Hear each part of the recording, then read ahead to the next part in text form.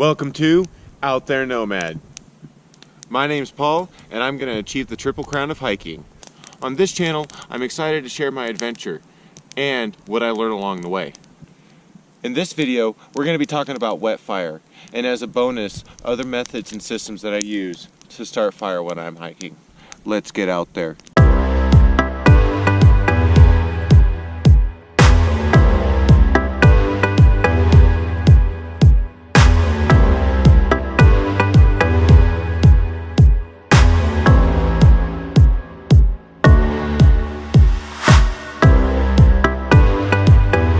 So basically I want to share with you the 4 things that I carry with me on a regular basis so that I can effectively create a fire every single time I go out and not have to worry. It's the main one that we will start with, and it is the subject of this video, is these Wetfires. These things are awesome. They're about $8.50 on Amazon for a pack of 8. Pretty much one will do the trick. There has been a couple of times where I didn't quite get it off the ground the first time around, but I think that may have been my fault. But I love having these in my pack every single time I go out, because these you can literally drop them into water, pull them out, and light them right up, and they're gonna burn for you every single time. It comes in this little strip. I believe typically there's 4 of them in a strip. So I carry those with me every single time I go out, along with the rest of these items. But typically I rely on my big lighter. There has been, I don't think ever, I've actually lost my big lighter and couldn't start a fire with it. I usually carry 1 or 2 depending on how long I've had the one, but I always have this on me. Another thing that I like to carry on me, just in case I lose my big lighter, is this little match case here. So I've had this for quite a while, and basically it's a waterproof match case. You just untwist it and the top starts to come out open like that. Then you could just toggle this over. It's real classic. People have been carrying these for a long time. So I have matches down in there. I don't know if you could see in the dark around there, but there is a little striker pad that I also stuffed down in the side right here. And this keeps those matches dry and available anytime I need them, in case my big lighter for some reason stopped working, I lost it or whatever. But that being said, I honestly don't think I've ever actually used these. It's more of a safety security thing. I have, like I said before, never actually lost my big lighter or had it run out or didn't have a backup bic. Another item I have been starting to collect, and we like to have fires at the back patio of our place, where I'm tenting right now, and those bundles of wood, each one comes with 2 sticks of fat wood in each one. Fat wood is basically a piece of wood that is saturated with sap. Where trees get injured, they will bleed sap out, and that wood that is in that area will be completely covered in sap and saturated all the way through. You can light these sticks just with a Bic lighter and it'll go every single time. Typically I really like to use these. They work really well. You could use the back of your knife and take shavings off of this, put them in a little pile, and then use your flint and steel, which is another item that I carry around, to actually light that little pile of fat wood for you. So that it catches really quick, last minute ditch effort stuff. These items right here, I've never used the matches like I just said, but this item I have used it a few times. It does work pretty well, and I believe that it'll light the wet fire right off the bat too. It sends off a pretty good spark, although I think I'm going to be trading this one for a larger, thicker, just flat ferrocerium rod. It's nice to have these striker ferrocerium rods, but as you can see on this one, it's mostly the magnesium strip, and I've already almost wore through the ferrocerium strip that's on the top right here. And I don't really need a huge chunk of magnesium like this. The magnesium is nice. It will burn. You can get a pile of it. It burns really hot, really fast. It'll get tinder going for you. but I just don't need that much magnesium. I've never been in a situation where I need that much magnesium. So I prefer to stick with the ferrocerium rod, just a fat one about this size with a nice little handle like this. Join the adventure by hitting the subscribe button, and don't miss any of my uploads by dinging that bell notification. So now that we've made it down into camp, my main objective is going to be trying to find some firewood before we start losing light here. So let's head off into the bushes and see what we can find. So really not too far from camp, I was able to find quite a bit of everything I'm going to need. I'll show you. I should be able to find everything I need to be able to get a fire started and maintain it throughout the night in a spot like this. So let's go ahead and look at it. Lots of twigs, already stuff that's dead and laying on the ground, but it's like up off the ground, and that's what you're looking for when you're trying to find firewood, is stuff that's up off the ground. If it's laying on the ground, especially in the northwest, it's going to be wet straight through. But a lot of this stuff is up off the ground and it's already dead, and it looks like it's been dead for a while. So let's get collecting. Okay, so spend a good 20 minutes or so gathering some firewood. It's not going to be enough to get me through the night, but I'm not really dependent on a fire for warmth. It's going to be more for just making sure I'm practicing these skills on a regular basis. I've made a lot of fires. I have camped thousands of times, but you always want to practice your skills. When it comes down to it, practice, practice, practice, and you always, because you're in ideal conditions right now, and you're not always going to be in ideal conditions. And so getting outside and finding wood, breaking it all down, getting your fire going and everything is something you need to constantly be practicing. It's just like riding a bike. Yeah, once you learn it, you got it, but you're not going to be very good at it unless you do it on a regular basis. So let's break down some firewood. So one of the things I'd like to cover when it comes to making fire and when I start to prepare for my fire is preparation, preparation, preparation. If you want your fire to work out every single time the first time and not struggle with it as you're going, you really got to be prepared before you start trying to light flame. So what I like to do is I like to find a variety of different sizes of wood before I do anything else. That way I can break it down and render it down into the resources I need to get that fire going and keep it going the first time.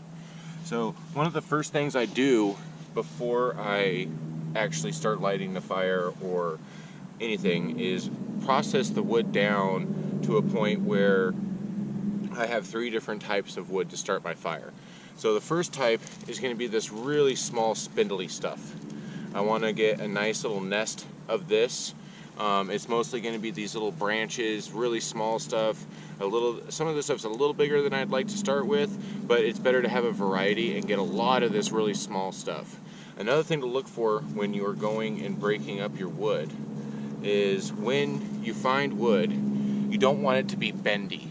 You want it to be dried out, as aged as possible without having any type of like dry rot or really decomposing wood. So one rule of thumb is you want a good snap when you find wood. So see how that just snaps and it gives you a really good crackle. That means you're dry all the way through. If you get something and it's way more bendy, then it's not going to burn as well. Like, you still get a good snap on that, but it's just not going to burn as well because it's not completely dried out, or it could be green. The idea behind finding stuff that's been dead for a while is green wood doesn't really smoke very well. There's still a lot of moisture trapped in the wood. So if you start collecting that, it's not really going to burn. It's just going to sort of smolder and smoke on you.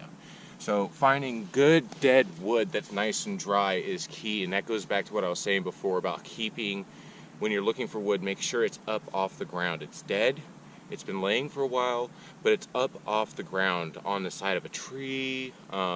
Down trees have branches that are all sticking up. That's all really good places to find wood. So getting into the basics of how I start my fire and how I process my wood down is I start with these small ones like I was just saying, and this is going to be my beginning stuff. I'm going to use this with my accelerant to start my fire. So I'm going to want a decent pile of that stuff, so if I start burning it and it's not really going, I can add it really quickly. Next, I'm going to be going to these size branches, which is going to be closer to like a pencil or like a Sharpie thickness. And it's just a little bit thicker, and this will be the next stage of stuff that I start adding as my fire begins to build. And then the final stage here is going to be the thumb size or larger chunks of really good dry wood, so that when these first two stages start to catch, these are going to be the ones that are going to start getting your larger logs going, and this is going to make more coals and a more sustainable fire. When you go to start your fire, you're gonna come to your pit. If there is no pit, you don't necessarily have to build a pit. It depends on the conditions that are in the area that you're working with. Here it's really wet. I already have a pit, so we're gonna use with what we have, or go with what we have. First thing you're gonna want to do is, a lot of times people feel like the fire pit is their personal trash can when they're done camping, so they'll leave stuff like this in here. So we're gonna just use our gloves here and pull all this nasty stuff out. I'll probably end up burning it up later, so that way it's not just sitting back here. The next thing we're going to want to do is clear our pit so we have a nice open space to be able to get our fire going. So I'm just going to take all these rocks out, and I'm actually going to just sort of use this and scooch these coals around, because once we get our fire going, these coals are going to warm right back up again. It's sort of like charcoal that way, and it's actually going to help us get our fire going. So I'm going to make myself a nice little spot here. And then what I'm going to do is I'm going to take a couple of my really small twigs here and move them over in this spot right here, and I'm going to make myself a nice little platform. And this is going to keep my wet fire up off the ground, because the ground is wet. So you want to build something to put your wet fire on top of. So get a couple more of these, so that way there's a nice spot for it to sit that's up off the ground, and eventually obviously this stuff will start burning and help the fire go too. Next is I'm going to take the rest of my little small stuff here, and I'm going to build a little tripod right over the top of this dry spot that I just made, the little platform.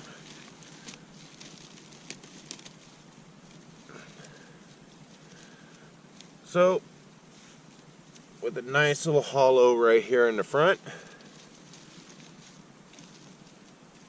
And before I change camera angles to show you guys that, I'm going to go ahead and move my next level of twigs really nice and close, so that when this gets going, I get to start grabbing stuff and adding it to there, and I don't have to be running around trying to frantically get my fire going. Preparation, preparation, preparation. So let's change angles here so you guys can see what I'm doing. Okay, so here we are with my little teepee right here of these smaller branches. I got a little nice little hole in here with my platform underneath so that everything's up off the ground, but I have a spot to put my wet fire here that is going to help me gather all that heat that's coming up off the wet fire, and it's going to come up through these twigs and hopefully get them going. So let's get this wet fire out. Again, it comes in these little strips. And I'm just going to use my knife here and tear one off. Sort of like a candy wrapper almost. It's a hiker's candy. Whoop. So it comes off like that. Nice little package. And we're just going to open one end. And these things do smell like some sort of fuel. So it's got an accelerant in there. And I don't know if you could see down in there, it's a little crumbly.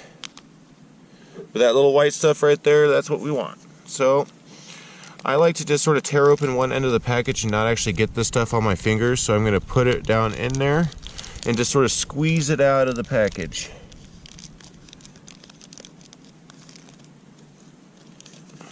Sort of falling all over the place over there.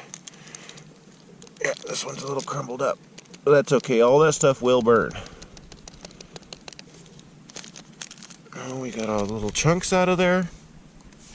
And as you can see, there's a bunch of chunks of this little white stuff. And that's our wet fire. So, let's pull our Bic into the action here. And see how this does. As you can see, boom! That stuff goes right up.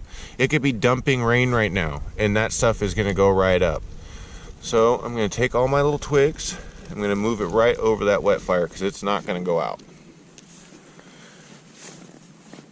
And at this point, I'm going to be taking some of these smaller twigs that I have over here, I'm going to start just piling it on top.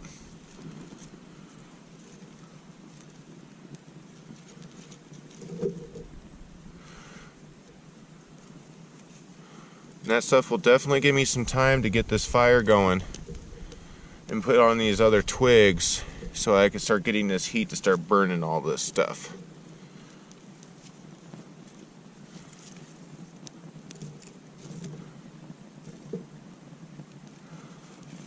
Smaller ones. Here in a minute, I'm just going to want to let it sort of work.